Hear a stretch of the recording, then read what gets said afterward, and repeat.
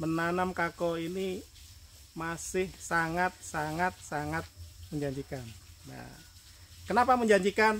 Nah, kita kebetulan di sini kan ada manajer Papandayan, Pak Sarono. Mungkin bisa disampaikan sini Pak Sarono. Jadi panjenengan nggak usah ragu karena ada asistensi, ada mentoring dilakukan oleh kawan-kawan dari PT Papandayan. Monggo Pak. Hari ini kita khusus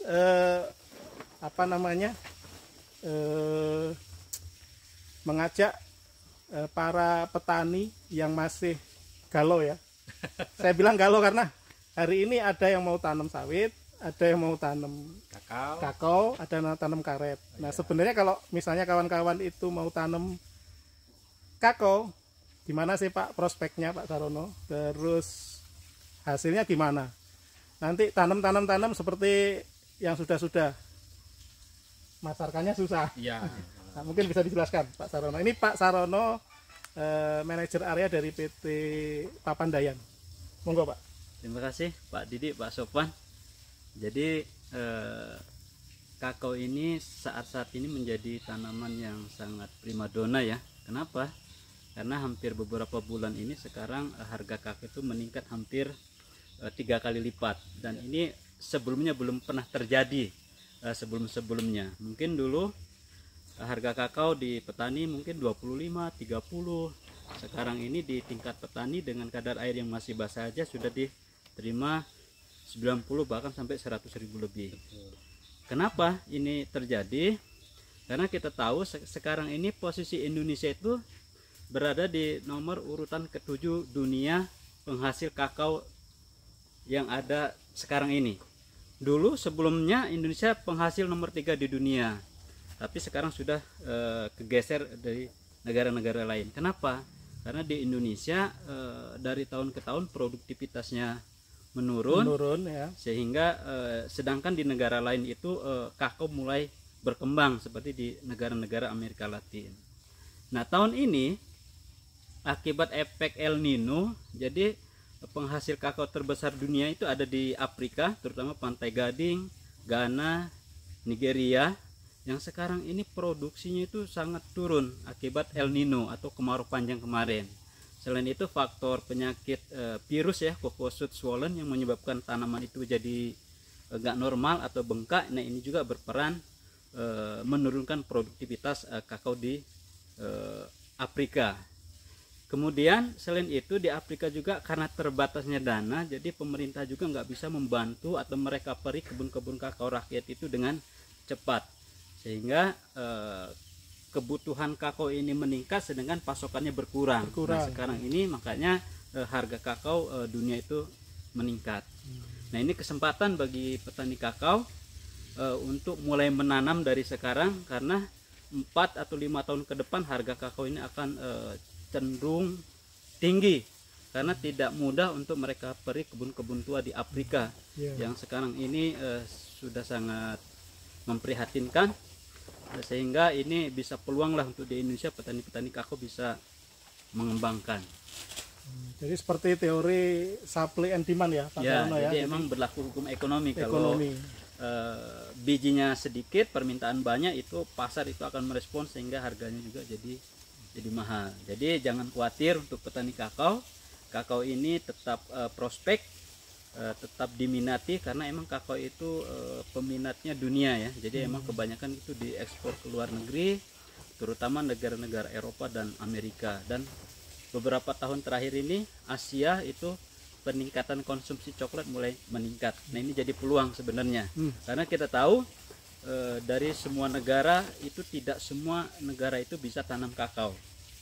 Kakao itu hanya cocok untuk negara-negara yang beriklim tropis. Nah, ini jadi peluang juga sebenarnya. Nah, ini untuk kawan-kawan Guru Tani Channel 75 yang ada di sekitaran Lampung, mumpung ada Pak Sarono, jadi ada beberapa pertanyaan juga dari kawan-kawan. Kalau berdasarkan pengalaman panjenengan di PT Papandayan dan para riset ya.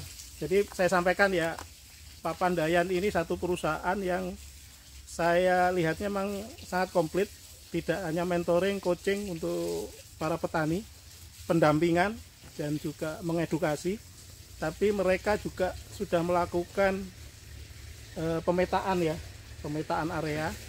Nah, ada beberapa pertanyaan kapan hari, misalnya pas saya di Baradatu Baikanan, Pak Sarono, ada banyak, mereka juga ada yang galau juga, kebun karetnya ini mau ditanami sawit atau dibabat ditanami kakao.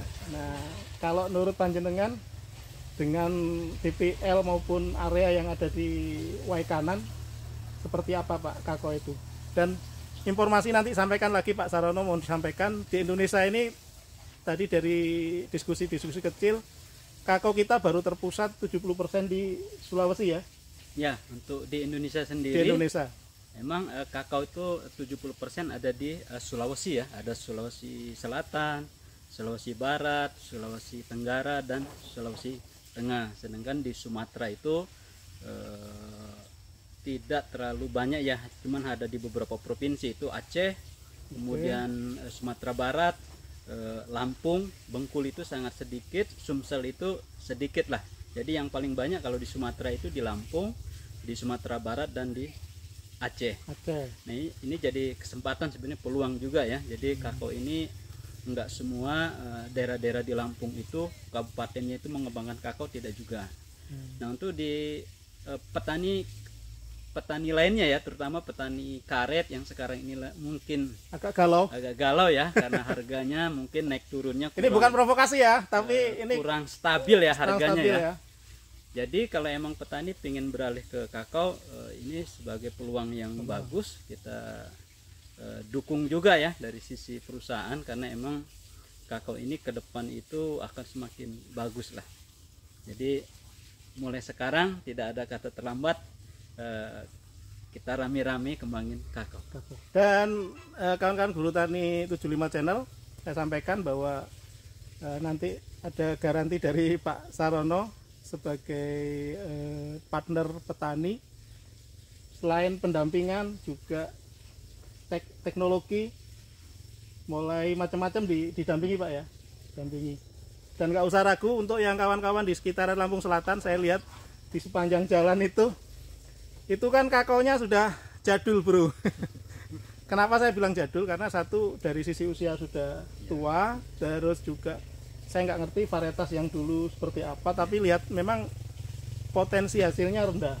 Rendah. Kalau yang MCC 02 berapa Pak potensi hasil? Bisa 2 ton lebih per hektar per 2 tahun. ton per tahun, per hektar ya? Ya, per hektar per tahun. 2 ton per hektar per tahun. Nah, tinggal sampai hitung. Kalau harga ini rata-rata 200 juta, Pak. 200 juta. Tapi ada syarat dan ketentuan berlaku. Nanti kita bicara di forum nutrisi. Karena memang ini juga fenomena, kita terpusat di Sulawesi, terus tadi Pak Saron sudah sampaikan di Sumatera itu ada di Aceh, Sumbar, dan Lampung. Dan di Lampung sendiri, untuk kawan-kawan petani yang ada di kisaran Lampung, saya melihat di traveler di perjalanan saya itu yang kelihatan sangat galau itu ya Lampung Selatan, Kalianda, Ketapang, itu masih banyak itu. Nah, ini nggak usah ragu, segera panjenengan kalau memang kakonya sudah tua, replanting Pak ya, di replanting, diganti dengan bibit yang baru. Dan PT Papandayan bersama partner, salah satunya Pak Sopyan ini saya nilai memang partner terbaik lah ya. Amin. Partner terbaik. Saya bukan berarti mengecilkan yang lain ya, tapi saya lihat beliau suplai bibit udah ratusan ribu ya, ratusan ribu, dan secara kualitas, secara ininya ngikuti standar yang kaidah-kaidah secara teknik yang sudah diinikan sama PT Papandayan. Kalau masalah hasil gimana Pak Sarono? Hasilnya itu totally bisa ditampung sama Papandayan? Bisa Pak. Jadi kalau Papandayan emang kita kurang ya. Jadi dari data tahun 2023, jadi di Indonesia itu banyak pabrik-pabrik kakao, pengolahan biji kakao itu kekurangan biji. Jadi sebagian besar itu kita masih impor. Jadi beberapa tahun terakhir itu tahun 2023 produksi kakao Indonesia itu cuma 200.000 ton. Sedangkan pabrik kita itu kapasitasnya 500.000 ton. Jadi kita masih minus 300.000 ton. Jadi itu masih kita impor dari luar negara lain lah, dari negara lain. 300.000 ton. 300.000 ton itu nilai uangnya sangat triliunan lah. Nah, jadi luar biasa. Luar biasa. Kalau 300.000 ton ya? 300.000 ton. 300.000 ton kalau misalnya kita anggap semuanya baik-baik saja, kebun kakao di Indonesia, di Lampung, artinya kalau dengan potensi 1 ton aja lah, nggak usah bicara 2 ton ya. 1 ton aja berarti kita masih butuh 300.000 hektar kan? Iya, 300.000 hektar. Gampangnya kan gitu. Iya. Jadi 300.000. kita masih butuh kurang lebih 300.000 hektar untuk konservasi penanaman kebutuhan dalam negeri. Jadi kalau jenengan misalnya yang punya 1 hektar, 2 hektar di Ketapang, di Lampung Timur, di Sidorejo, Waikanan masih oke Pak ya? Waikanan, Waikanan karena ada pertanyaan itu di Waikanan bisa nggak Pak? Bisa Pak. Yang penting untuk daerah-daerah yang agak panas, karena kakao ini sebenarnya dia bisa tumbuh di ketinggian 100 sampai 600 di atas permukaan laut itu masih normal. Tapi emang idealnya itu di ketinggian 300-400. 300-400. Nah, untuk daerah-daerah yang mungkin masih DPL-nya masih rendah, bisa ditambahkan tanaman pelindung supaya tidak terlalu panas. Nah ini spesial untuk Pak Sugeng, petani sawit yang punya karet, punya ini yang ada di Baradatu, bisa disampaikan ke saudara-saudara kita yang di sana. Ada jaminan dari Pak Saron dari PT Papandayan bahwa masih oke ditanam di sana dan pasti didampingi kan? Ya, ada pendampingan lah.